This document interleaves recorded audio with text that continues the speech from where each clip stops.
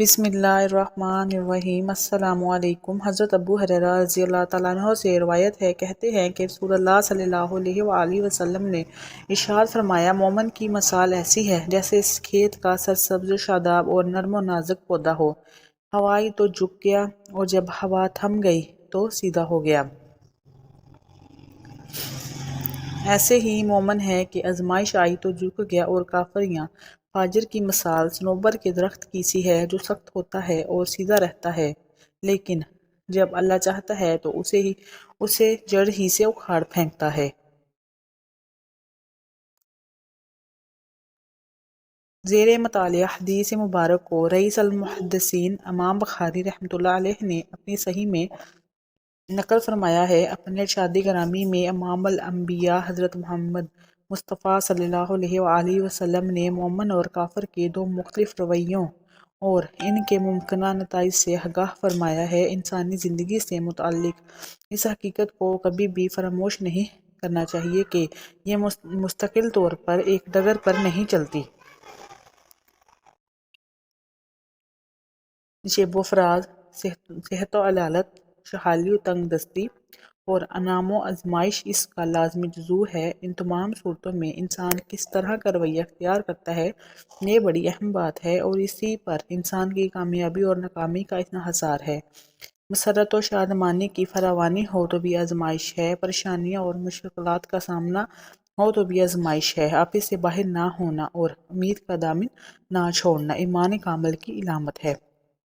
رسول اللہ صلی اللہ علیہ وآلہ وسلم نے صاحب ایمان کو کھیتی کے ایک نرم و نازک اور سرسبز و شاداب پودے سے تشبیہ دی ہے جو اپنی نزاکت اور کمزوری کے باوجود ہواؤں کا مقابلہ کرتا ہے، اور وہ اس طرح کے اس کے دباؤ کو قبول کرتا ہے جیسے ہوا اس کو جھکانا چاہتی ہے۔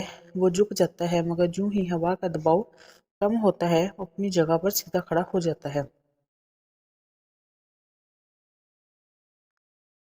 وہ جھکتا ہے مگر اپنی نرمی کی وجہ سے ٹوٹتا نہیں۔ اس طرح وہ اپنے وجود کو برقرار رکھنے میں کامیاب ہو جاتا ہے اور آگے چل کر خلق خدا کی نفع رسانی کا باعث بن جاتا ہے۔ یہی مثال ایک مرد مومن کی بھی ہے کہ وہ اللہ پاک کی طرف سے آئی آزمائش کو خواہ وہ چھوٹی ہو یا بڑی، سخت ہو ہوا کی طرح سمجھتا ہے۔ شکایت کے الفاظ زبان پر لانے کے بجائے اسے اپنی اصلاح باطن کا ذریعہ سمجھتا ہے۔ توبہ، استغفار اور معنی تلافی سے اس کے دباؤ کو کم کرنے کی کوشش کرتا ہے، اور پھر جب اسے اللہ پاک کی طرف سے عافیت مل جاتی ہے تو وہ اس کی اطاعت اور شکر کر کے سیدھا کھڑا ہو جاتا ہے۔ وہ ویلا کرنے اور برخود ناجائز توجیہات اور تاویلات سے ابتلاء و آزمائش کا مقابلہ نہیں کیا جا سکتا۔ تفویض و مکمل طور پر اپنے آپ کو بے نیاز ذات کبریٰ کے سپرد کر دینے ہی میں اس کا ازالہ ممکن ہے۔ کھیت کے ایک نرم و نازک پودے اور ہواؤں کے چلنے میں اس کا رویہ انسان کے لیے بڑا سبق آموز ہے، کیونکہ بعد مخالف کی تند اونچی اڑان بھرنے کا ذریعہ بھی تو بنتی ہے۔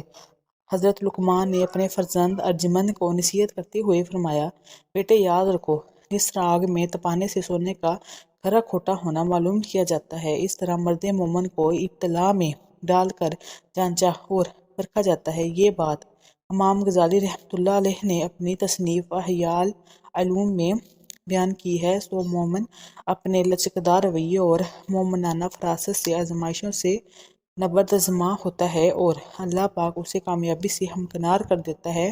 محترم سامعین، اس کے مقابلے میں رسول اکرم صلی اللہ علیہ وآلہ وسلم نے ایک کافر و فاجر کی بھی تمثیل بیان فرمائی ہے کہ بوقت آزمائش اس کا رویہ صنوبر کے درخت کی طرح ہوتا ہے جس کے تنے میں کوئی لچک نہیں، بالکل سیدھا ہوتا ہے، اور ہوا چلے تو اس میں رکنے یا جھکنے کی عادت ہی نہیں۔ یہ تکبر اور ہٹ درمی کی علامت ہے۔ اس کا انجام ہمیشہ سر کے بل گرنا ہوتا ہے۔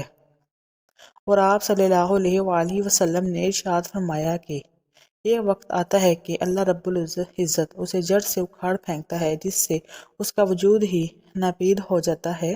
آزمائش کے دوران ایسا منفی طرز عمل نہایت مہلک اور قابل مذمت ہے۔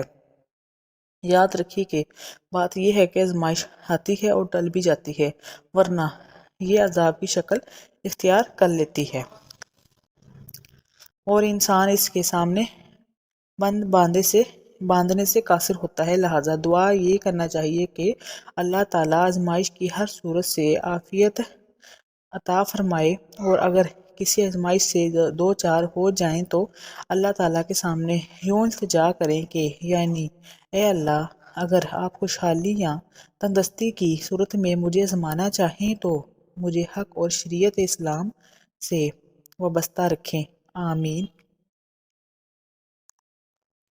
سامعین باتقین، معلوم یہ ہوا کہ دنیائے رنگ و بو میں آزمائش سے دو چار دونوں ہوتے ہیں، مومن بھی اور کافر بھی۔ مومن راضی بررضا ہوتا ہے جبکہ فاجر اور کافر وویلا کرتا ہے۔ اس سے حاصل کچھ نہیں ہوتا۔ دین اسلام کی تعلیم و تلقین یہ ہے کہ صاحب ایمان کو کبھی بھی آزمائش کی تمنا نہیں کرنا چاہیے۔ اگر آزمائش آ جائے تو ہر حال میں اللہ ہی کی ذات و برکات پر بھروسہ کرنا ہے، نا امیدی اور مایوسی کا شکار نہیں ہونا، تواضع، انکسار، فروتنی اور عاجزی کو مؤثر ترین ہتھیار سمجھنا ہے، کیونکہ تکبر، خود پسندی اور حد سے بڑھی ہوئی خود اعتمادی انسانی صلاحیتوں کو توانا کرنے کے بجائے کمزور کر دیتی ہے۔ رسول اکرم صلی اللہ علیہ وآلہ وسلم نے اپنی امت کو حالت اضطرار اور پریشانیوں کی کیفیت میں یہ دعا سکھائی ہے: اے اللہ، میں تیری رحمت کا امیدوار ہوں، آنکھ کی جھپک جتنی دیر بھی مجھے میری اپنی ذات کے سپرد نہ کرنا، میرے تمام احوال کو درست فرما دے، تیرے سوا اور کوئی الہ نہیں ہے۔ بڑی جامع دعا ہے، اگر اخلاص سے مانگی جائے تو قلبی اور روحانی اور باطنی طور پر انسان کو بے بہا توانائی بخشتی ہے۔ دعا ہے کہ رب ذوالجلال ہم سب کی پریشانیوں کو دور فرمائے اور آزمائش کی صورت میں ہماری دستگیری فرمائے، آمین ثم آمین۔